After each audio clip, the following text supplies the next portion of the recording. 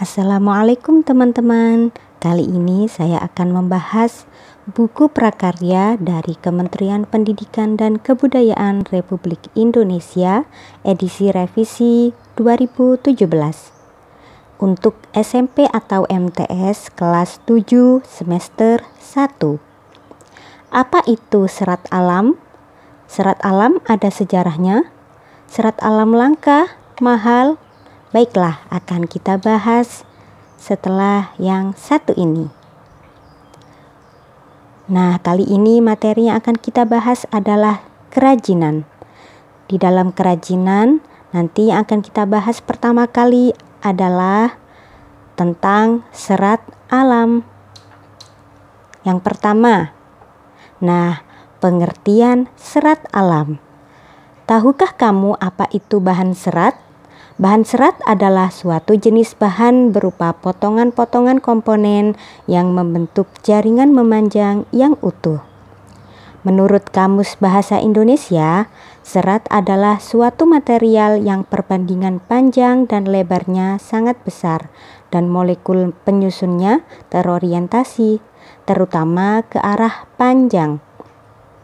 Serat kapas misalnya memiliki perbandingan panjang dan lebar mulai dari 500, 1 sampai dengan 1000. Istilah serat sering dikaitkan dengan sayur-sayuran, buah-buahan, dan tekstil. Sayuran dan buah-buahan merupakan makanan berserat tinggi yang sangat baik bagi sistem pencernaan makanan. Serat juga digunakan sebagai bahan baku tekstil. Serat sebagai bahan baku tekstil adalah serat-serat yang digunakan untuk aplikasi tekstil. Serat merupakan bahan baku yang digunakan dalam pembuatan benang dan juga kain. Sebagai bahan baku dalam pembuatan benang dan juga kain, serat memegang peranan penting. Sifat serat akan mempengaruhi sifat benang atau kain yang akan dihasilkan, baik dari pengolahan secara mekanik maupun pengolahan secara kimia. Bahan baku tekstil ini merupakan bahan pembuat pakaian dan kebutuhan lain. Pembahasan kita kali ini adalah tentang bahan serat sebagai bahan baku kerajinan tekstil.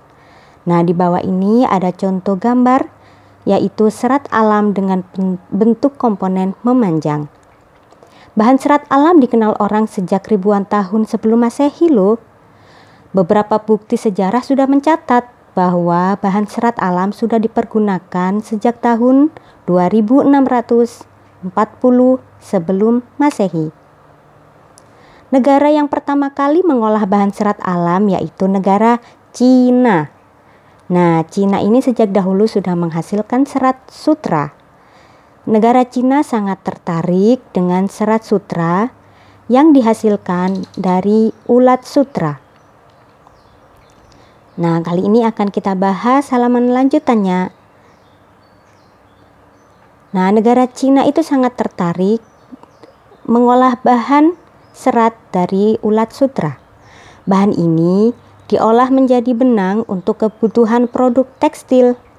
Selain serat sutra, bahan serat alam lainnya berupa kapas. Pada tahun 1540 sebelum Masehi, telah berdiri industri kapas di negara India. Dalam perkembangannya, bahan serat alam digunakan di berbagai negara lainnya juga, seperti serat flax yang pertama kali digunakan di negara Swiss pada tahun 10.000 sebelum Masehi, dan serat wol mulai digunakan orang di negara Mesopotamia pada tahun 1000 sebelum Masehi.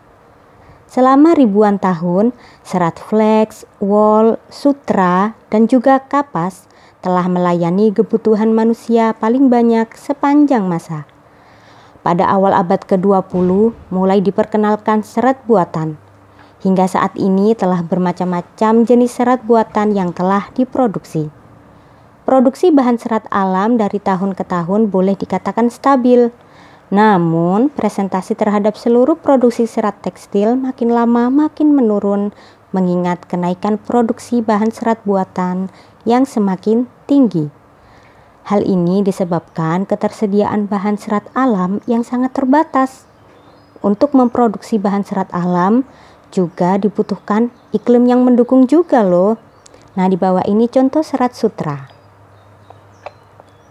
Kondisi musim kemarau ataupun musim penghujan dapat mempengaruhi produksi bahan serat alam. Sifat bahan serat alam ada yang tahan akan iklim kemarau maupun kondisi musim penghujan. Meskipun bahan serat alam pada umumnya memiliki karakteristik yang sehat, tetapi dari sisi jumlah, sifat, bentuk, dan ukurannya tentu mengalami hambatan. Jika bahan serat alam ini diproduksi terus-menerus, akan mempengaruhi harga pasar. Semakin langka ketersediaan bahan serat alam, maka semakin mahal juga ongkos produksinya. Hal ini akan meningkatkan harga jual produk di pasar. Nah, sekian yang bisa saya sampaikan tentang pengertian serat alam. Untuk materi-materi yang lain, tunggu video selanjutnya ya. Sampai jumpa, terima kasih. Wassalamualaikum warahmatullahi wabarakatuh.